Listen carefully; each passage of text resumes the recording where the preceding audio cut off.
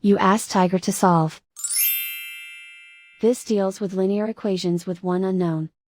The final result is x equals 15. Let's solve it step by step. Group all x terms on the left side of the equation. Subtract 3x from both sides.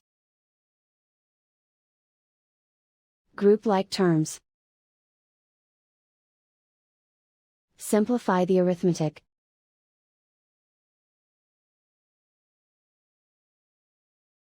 Group all constants on the right side of the equation.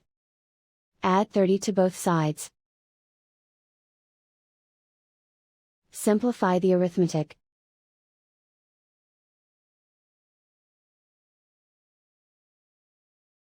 Isolate the x. Divide both sides by 2. Simplify the fraction. Find the greatest common factor of the numerator and denominator. Factor out and cancel the greatest common factor. And so the final result is x equals 15.